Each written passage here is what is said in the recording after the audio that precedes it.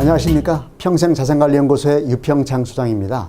8월 한 달 동안의 경제 이슈와 자산관리에 대해서 알아보는 맛있는 경제 브런치 시간입니다.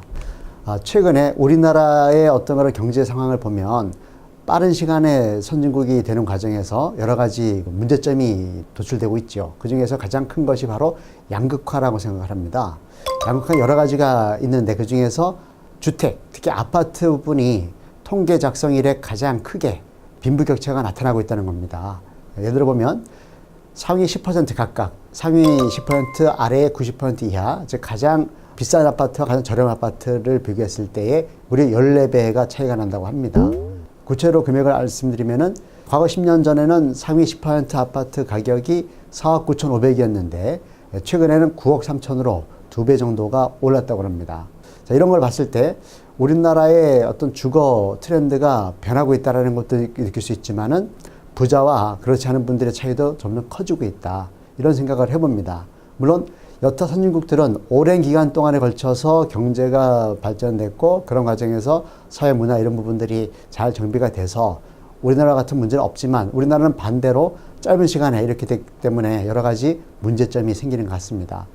구체적으로 살펴보면은 서울 같은 경우에 같은 자치구가 여러 개 있죠. 25개가 있는데 그 중에서 재산세를 내는 실적으로 본다면 강남구가 제일 많이 내고요. 강북구가 제일 적게 냅니다. 그 차이가 무려 13배. 숫자가 비슷합니다. 14배, 13배. 분명한 것은 차이가 좀 더 벌어지고 있다는 것이죠. 그 옛날은 강남이 없었을 때, 40, 50년 전에는 서울의 전통적인 그런 부촌 중에 하나였겠죠. 강북구가. 근데 이제는 가장 재산세가 적게 내는 구로 바뀌었다는 겁니다. 주택의 또 유형을 보면은요, 단독이라든가 이런 주택보다는 연립주택을 선호하고 연립보다는 아파트를 선호합니다. 그것도 새 거, 이런 것을 선호하죠. 그리고 지역도 지방권은 상당히 어렵습니다. 지금 준공업 미분양이 많이 증가하고 있다고 하는 정도니까요. 수도권에 집중되고 그것도 서울, 그것도 강남 주변, 강남역을 포함해서 강남 주변이 많이 뜨고 있다는 거고요. 주택 크기도 마찬가지입니다. 대형보다는 소형이 지금 많이 비싸죠. 즉 평당가를 봤을 때는 소형 아파트가 대형 아파트에 비해서 평당가 기준으로 2배 이상 차이 나는 경우도 있습니다. 자, 이렇게 주택에 대해서 많이 차별화가 있고 반면에 우리 산업 구조도 마찬가지죠. 최근에는 반도체가 엄청나게 대한민국을 이끌고 있습니다. 세계 1위, 2위가 다 우리나라에 있는 삼성전자라든가 SK 하이닉스거든요. 그리고 가장 크게 소비하는 나라가 역시 중국입니다. 자, 이러기 때문에 거꾸로 우리나라 경제에 수출 경제의 버팀목이 되고 있는 반도체가 앞으로 발목을 잡을 수도 있다라는 겁니다. 즉 중국이 세계에서 어떤 제조되는 반도체 65%를 수요를 갖고 있는데 그런 부분들을 상당 부분 다 자기 나라에서 만든 걸로 즉 국산화시키자 이러한 움직임이 지금 보여지고 있습니다. 그렇기 때문에 지금 우리나라 경제가 양극화되는 모습처럼 상당히 세계적으로도 좀 안 좋게 되는 모양새를 보여주고 있습니다.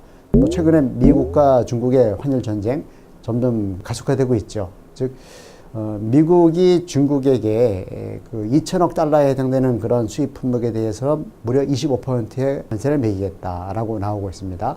반면에 중국 같은 경우는 미국보다 상당히 약세이지만은 거기에 상응한 반격을 하겠다. 역시 이제 역으로 같이 관세를 올리겠다는 것이겠죠. 그러면 우리나라 같은 경우는 양국에 수출을 가장 많이 하는 나라거든요. 서로가 수출이 위축되고 특히 중국이 상당히 불리합니다. 중국은 미국의 수출을 미국이 중국에 하는 것보다 2배를 많이 하고 있거든요.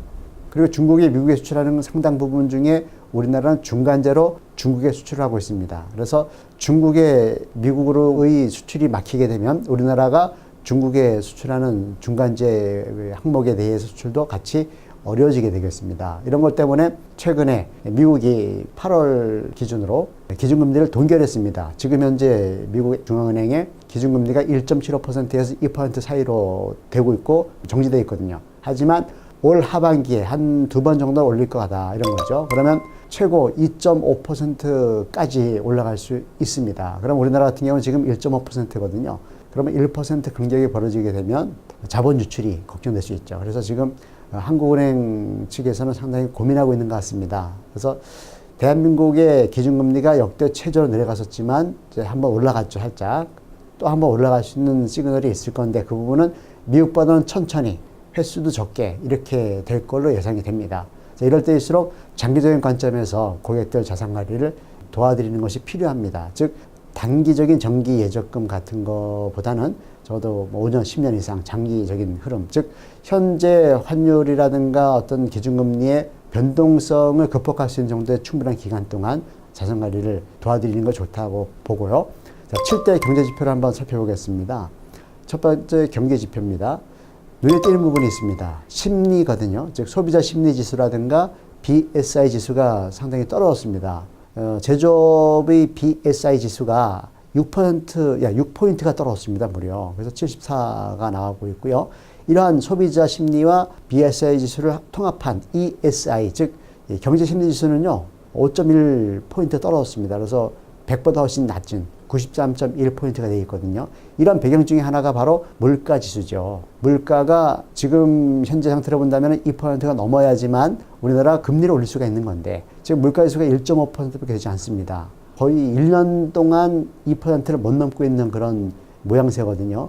그런 배경 중에 하나가 우리나라 자체 경기가 위축되어 있다는 것이죠. 이런 상태에서 금리만 미국 따라 올렸다가는 뭐 여러 가지 국내의 그 어떤 가계부채라든가 어떤 소상공인 이런 분들의 충격이 더 크겠죠. 그래서 금리를 못 올리고 있는 것 중에 하나입니다. 그리고 또 하나 배경이 바로 외환 보유액입니다. 자, 앞으로 계속 적어도 제가 볼 때는 1년 정도까지는 계속 사상 최대란 말을 들을 것 같습니다. 외환 보유액에 대해서는. 자, 무려 78개월 연속 무역수지 흑자가 나고 있죠. 그런 과정에서 외화가 우리나라에 쌓이고 있습니다. 2018년 6월 말 기준으로 최근이죠. 4,002억 달러. 엄청납니다. 이 부분이 있다라는 거죠. 즉 우리나라와 미국의 금리가 역전되어 가지고 자본 유출이 생기더라도 일정 부분은 충분히 메꿔줄 수 있다라는 어떤 우리나라 서울 외환시장의 자신감이 반영된 거 아닌가 이런 생각을 해봤습니다. 자, 주가는요. 말씀드린 것처럼 우리나라 경기가 좋지 않습니다. 반도체 외에는. 그러다 보니까 코스피와 코스닥이 중폭으로 하락했습니다. 캔들 차트 월봉으로 봤을 때. 반면에 미국은 여전히 잘 나가고 있습니다. 그런 자신감 때문에 금리를 올리겠다. 그리고 그런 자신감 때문에 중국과 한판 붙자 관세를 통한 무역 전쟁을 하겠다. 이렇게 예상이 됩니다. 자, 금리는요. 계속 오르고 있었죠. 3년 만기 국고채라든가 회사채 수익이 오르고 있었는데 의미 있는 반전이 있습니다.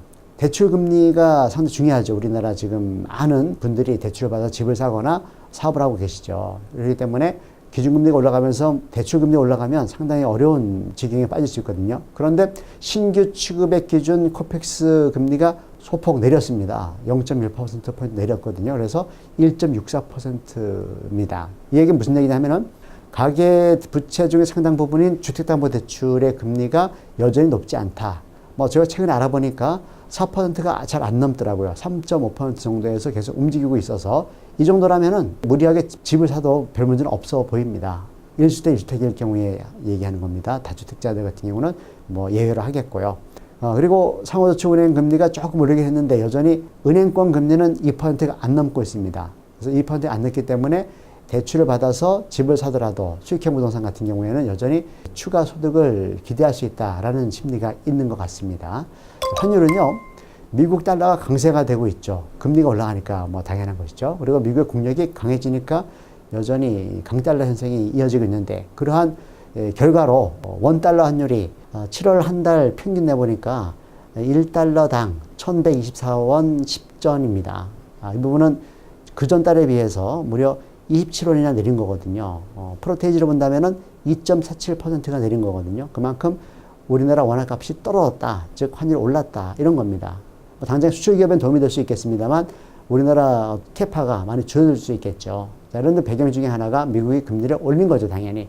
앞서 말씀드린 것처럼 우리나라가 기준금리를 올리지 않고 외환보유고를 많이 갖고 있기 때문에 일정 부분은 금리 차이가 더 날 수 있습니다. 영마진이죠. 일종의. 그래서 이럴 경우에는 달러에 대한 원화 약세가 더 지속되게 되면 뭐 1달러에 1,200원, 1,300원까지 갈 수도 있겠죠. 그래서 지금은 트렌드를 보니까 달러 표시, 그런 예금이라든가 달러 표시 연금, 특히 변액 상품 이런 것이 더 인기를 끄는 그런 시즌인 것 같습니다. 통화량은요, M2라고 하죠. 총통화입니다. 이 부분이 여전히 5% 이상 시중에 증가하고 있다는 겁니다. 유통량이. 그래서 이런 부분은 좀 안정적인데 투자대책금이라든가 코스피 10개월의 대금은 약보합세입니다. 뭐 이런 부분 때문에 우리나라 코스피나 코스닥 주가 지수가 약세인 것 같고요. 주식형 펀드 자료가 꾸준하게 지금 강보합세를 유지하고 있습니다. 자, 원자재 쪽입니다. 저는 항상 두 가지를 봅니다. 석유하고 금이거든요. 그 중에서도 우리나라가 가장 많이 수입하는 두바이산 석유고요. 국제 금리세인데요. 자, 이 부분은 새 경제가 안 좋아지면은 바로 반응을 합니다. 즉, 새 경제가 좋아졌다 그러면 석유값이 올라가겠죠. 왜냐하면 석유 소비가 많아지니까, 공급은 한정되어 있는데 수요가 많아지니까. 반면에 새 경제가 안 좋다 그러면 산유량은 늘 있죠. 일정 부분 계속 채굴하는데 소비가 없으니까 나중에 저장할 공간까지 없을 수 있겠죠. 심지어 뭐 유조선에다가 석유를 담아서 바다에 띄워넣어서 보관하는 경우도 있을 수 있겠죠. 그럴 경우는 떨어지게 되어 있습니다. 그런데 지금 안정화되어 있거든요. 73달러, 배럴당이죠. 73달러인데 이런 부분은 지금 새 경제가 호황일지 불황일지는 모르겠습니다만 미국과 중국의 무역 전쟁도 있고 또 북핵 리스크도 없어지고 있고 이런 부분 때문에 아마 혼주세인 것 같습니다. 그래서 올라가거나 내려가지 않고 지금 60달러에서 70달러 사이에서 움직이고 있는 거로 보여지고 있고요. 자, 국제 금시세입니다. 자, 금세는요, 달러의 바로 그림자입니다. 즉, 달러가 약해진다. 금세 강해집니다. 반면에 달러가 강해진다. 금시 약해집니다. 그것을 보여주고 있습니다. 자, 온스당 1280달러 정도 되거든요. 이거는 그전 달에 비해서 무려 44달러나 내려간 겁니다. 그만큼 달러가 안정적인 지위를 굳히고 있다. 이렇게 볼 수가 있겠죠. 자, 부동산 쪽입니다. 자, 부동산은 이제부터는 일조로 얘기할 수가 없습니다. 부동산이 어떻다 이렇게 얘기할 수 없는 이유가 양극화가 심해졌기 때문에 수도권과 지방 나눠야 되고요. 수도권에서도 서울을 또 나눠야 되고 강남 나눠야 되고 이런 부분입니다. 그리고 또 수익형 부동산 같은 경우는 여전히 수익이 좋습니다. 초역세권에 더블 역세권 쪽에 있는 오피스텔, 신축 같은 경우는 수익률이 뭐 5%가 넘고 6% 이렇게 되고 있습니다. 반면에 전통적인 그런 주택 중에 하나죠. 빌라라든가 이런 부분들은 값이 많이 올라가지 않는 이런 상태가 되어 있습니다. 물론 아파트도 신축이면서 어떤 좋은 입지에 있는 부분은 뭐 사상 최고치를 계속 경신하고 있지만 그 외에 외곽이라는 지역, 즉 학교만 있고 뭐 지하철도 단선이거나 아니면은 마을버스가 다녀야지 되는 이러한 오래된 아파트 단지 같은 경우는 지금 값이 멈춰 있거나 일부 하락하는 그런 모습도 보여주고 있죠.